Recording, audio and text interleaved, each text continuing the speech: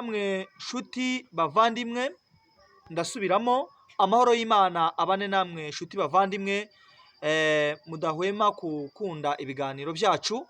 Uyu munsi rero mu magambo meza, mu magambo ashimisha Imana, amahoro n'imigisha by'Uwiteka n'ibisakare kwasozereje intumwa y'Imana Muhammad, Imana imuha amahoro n'imigisha.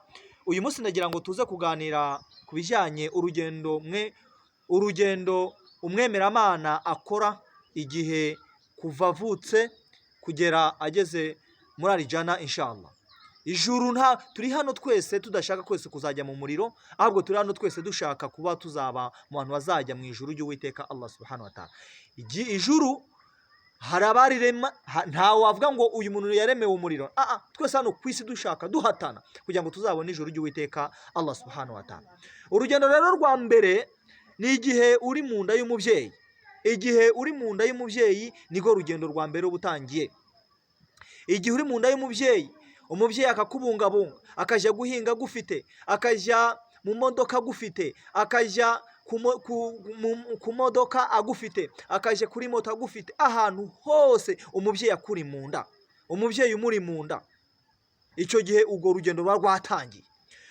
Urwo rugendo rwa kabiri imbere y'Uwiteka Allah subhanahu wa ta'ala ni igihe ngo uvuka, uri mu nda, umaze kuba mu nda amezi 9 uri mu nda. Muvandimwe, wakubashye umubyeyi wawe, wakubashye umupapa, wakubashye umumama, amezi 9 uri mu nda bakujyana utazi yuva, utazi niyuja, ariko urwo rugendo rugahagarara, wasoza hakaza urugendo rwo kuvuka. Igihe uri kuvuka nta guhitamo ahantu uvukira. Hari ushobora kuvukira muri Amerika, alhamdulillah, ushobora kuvukira mu Rwanda, alhamdulillah. Nta guhitamo umugabane uvukiramo. Rwa rugendo rwo uri kuvuka nago n'urundi rugendo, kuva mu nda ujya hanze. Uzarebe iyo umwana arimo aravuka, uko byasa kose avuka ari kurira. Ese waba uyizi impamvu ituma umwana avuka ari kurira?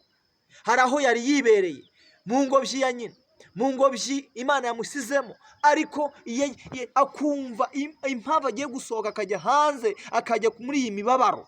Ndakubwiza ukuri, iyo umwana aho yayibereye ahantu heza ari mu nda y'umubyeyi, ariko yasohotsemo agashaka kuza kujya hano ku isi, aba ari kuvuga uti ngiye mu mubabaro. Abari aho ngaho rero baraseka, ariko umwana avuka we ari kurira kubera amaze kubona ibibazo n'ibizazane agiye guhura nabyo. Ariko abari aho ngaho baraseka, ariko umwana we abazi neza ibibazo agiye guhura no ku isi, akaza ari kurira. Ubwo ni urugendo rwa kabiri. Urugendo rwa gatatu ni ukubaho ku isi.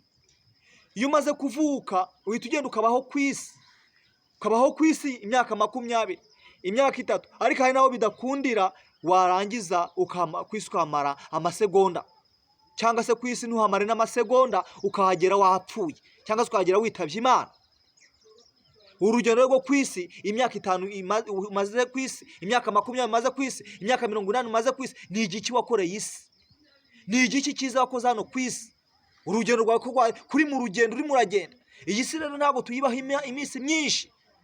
Iyi si ntabwo tuyibaho iminsi myinshi, tuyaho iminsi mikeya. Iyo minsi mikeya, muvandimwe unyumva nawe undeba, iyo minsi mikeya utu hano ku isi uyimazishije iki?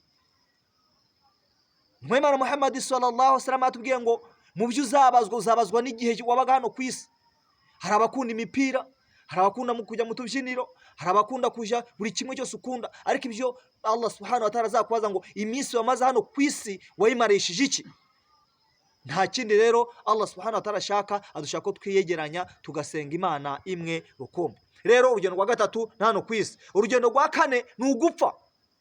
Uri hano ku isi ariko uko byasa kose uzapfa. Ntuzabye ngo uyibe upfuye ngo urugendo rwawe rurarangiye, ntabwo bishoboka. Uzaba hano ku isi iminsi myinshi, imyaka 5, imyaka 20, imyaka 30.